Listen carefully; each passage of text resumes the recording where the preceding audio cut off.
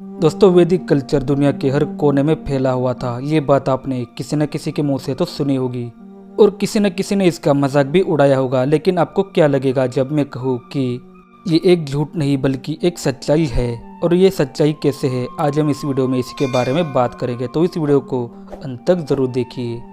दोस्तों, आपने गोपेकली टेपी के बारे में तो सुना ही होगा, जो टर्की में मौजूद है, जो कि कहा जाता है कि 10 से 12,000 साल पुराना है।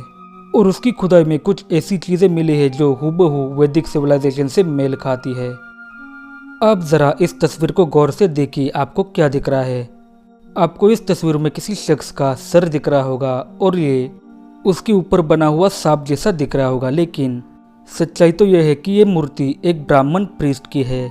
जी हाँ दोस्तों, ये एक ब्राह्मण यानी कि वैदिक प्रीस्ट की सर की चोटी है। अगर आप इसी बात से हैरान हो गए तो रुकिए, आगे आप और भी हैरान हो जाएंगे। दोस्तों, आप गोपिकली टेपी में मिले इस स्ट्रक्चर को ध्यान से देखिए, कि आपको कुछ सिमिलर नहीं लग रहा। अगर आप अब भी नहीं समझे तो मैं एक इमेज दिखाता हूँ, जिसके बाद आप बिल्कुल समझ जाएंगे।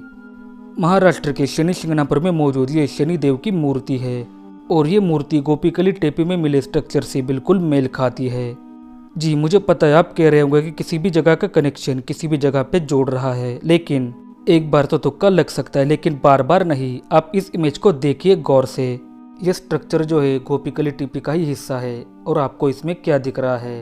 आप कहेंगे जानवर दिखाई दे रहे हैं, और ऐसे ही हूबहू जानवर और ऐसे ही तरीके का हूबहू स्ट्रक्चर भारत में भी मिल चुका है। आपको अगर यकीन नहीं आ रहा तो इस इमेज को देखिए। क्यों दोस्तों, हो गए ना आप भी बिल्कुल हैरान? वैदिक सिविलाइजेशन दुनिया के कोने कोने में फैली हुई थी। इसका एक और उदाहरण आपको बताते हैं। दोस्तों, आयरलैंड के लोगों का मानना है कि उनकी सभ्यता को बसाने वाले लोग ईस्ट की तरफ से आए थे, यानी कि पूर्वी दिशा से। और उनका ऐसा मानना है कि उनकी सभ्यता का निर्माण गॉडेस दनु ने किया है, जो कि उनके हिसाब से एक रिवर गॉडेस मानी जाती है। और दोस्तों, हैरानी की बात तो यह है कि गॉडेस दनु सिर्फ आयरलैंड के लोगों के लिए ही नहीं, बल्कि वैदिक कल्चर में भी गॉडेस दनु को रिवर गॉडेस माना जाता है। और अब जो मैं आपको बात बताने वाला हूँ वो जानकर तो आप और भी हैरान हो जाएंगे।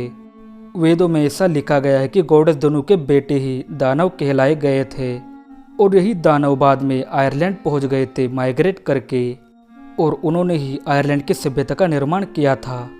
और उन दानवों को रास्ते में जाते जाते जो भी नदी मिली उनको उनकी माता का नाम यानी कि गॉडेस दनु का नाम दिया, जैसे कि आयरलैंड की मशहूर Dnieper river, Danube river, Don river और डॉन्यूब रिवर। सिर्फ यही नहीं, और भी बहुत सारी रिवर्स आयरलैंड में मौजूद है जिनका नाम गॉडेस दनु के ऊपर पड़ा है।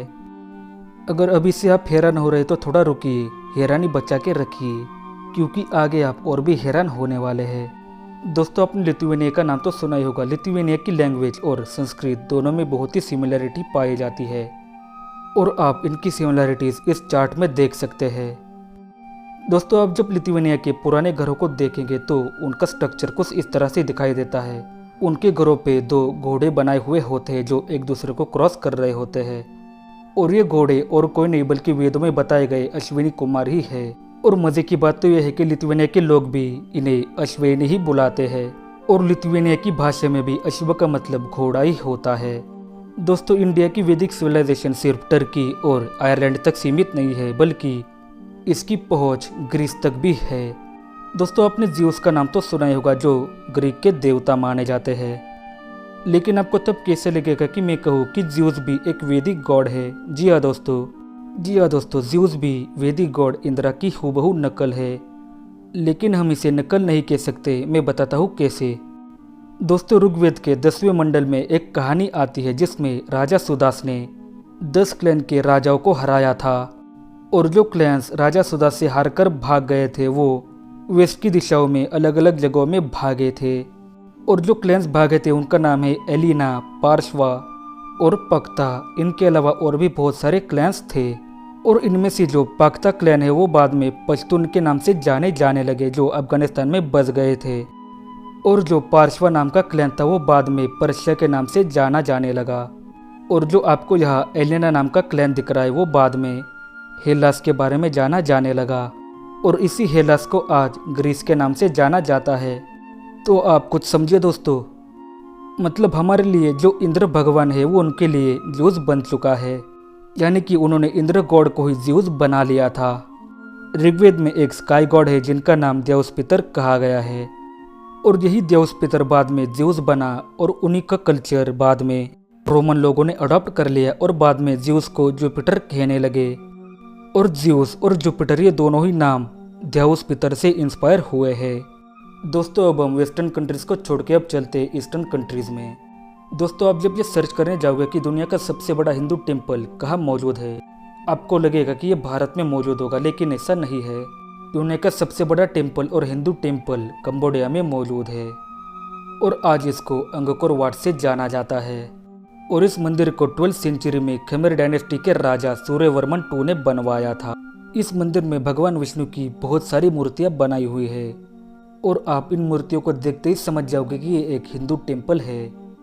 दोस्तों अपने थाईलैंड के चक्री डायनेस्टी के बारे में तो सुना ही होगा, और वो इंडिया की ही देन थी। इंडियन किंग्स ने वहां जाकर ये चक्री डायनेस्टी बनाई थी, और आज भी थाईलैंड के राजा का नाम रामा है। और सिर्फ थाईलैंड ही नहीं, इंडोनेशिया में भी एक बहुत बड़ा हिंदू एम्पायर हुआ करता था, और इंडोनेशिया के जो फ्रीडम फाइटर थे उनका नाम था सुकर्नो, और आज उनकी पुत्री का नाम है मेघावर्ती सुकर्नो पुत्री। और आप इनके नाम से ही समझ गए होंगे कि ये नाम संस्कृत से लिए गए हैं। दोस्तों यहाँ तक कि जापान का जो मेन रिलीजन है जिसको शिंतोइज्म कहा जाता है, वो हिंदुइज्म से ही कॉपी किया हुआ है। उनके रिलीजन में भगवान गणेश की भी पूजा होती है, माता सरस्वती की भी पूजा की जाती है, और भी ऐसे बहुत से हिंदू भगवान हैं जो जापान में अपना बनाकर पूजे जाते हैं। और सिर्फ जापानी क्यों, हिंदुइज्म का इन्फ्लुएंस चाइना पर भी है। चाइना की जो सबसे बड़ी रिवर मानी जाती है वो है मेकोंगिया, और आप ये बात जानकर हैरान हो जाएंगे कि ये नदी पहले माँ गंगा के नाम से जानी जाती थी, और इसका नाम बाद में चाइना ने बदलकर मेकोंगिया रखा है। दोस्तों आज सिंगापुर बहुत ही मशहूर है अपनी इकोनॉमी के लिए और अपनी तरक्की के लिए, और आप ये जानकर हैरान हो जाएंगे कि सिंगापुर ये नाम भी संस्कृत से ही लिया गया है, जिसमें सिंगा का मतलब होता है शेर और पोर का मतलब होता है सिटी। दोस्तों हिंदुइज्म ने चाइना को भी बहुत ही इन्फ्लुएंस किया है। आपने कुंफू का नाम तो सुना ही होगा, और इस कुंफू की शुरुआत भी इंडिया से ही हुई थी। इंडिया से बौद्ध धर्मन चाइना गए थे चाइना वालों को कुंफू सिखाने, और ये कुंफू इंडियन मार्शल आर्ट से ही इंस्पायर हुआ है जिसको कल्लरी पाइटू कहा जाता है, और आज यही चाइना इंडिया को आके दिखाता है। तो देखा अपने वैदिक सिविलाइजेशन दुनिया के कोने कोने में फैली हुई है। दोस्तों अगर आपको इस वीडियो का पार्ट 2 भी चाहिए तो आप हमें कमेंट बॉक्स में बताइए, हम पार्ट 2 ज़रूर बनाएंगे। अगर आपको वीडियो पसंद आया हो तो इस वीडियो को ज़्यादा से ज़्यादा शेयर कीजिए और लाइक कीजिए। अगर आप हमारे चैनल पर नए हैं तो इस चैनल को सब्सक्राइब करके पास वाला बेल आइकन को दबाएं और ऑल पे क्लिक करें। मैं आपसे मिलता हूँ किसी और वीडियो में, और तब तक के लिए नमस्कार।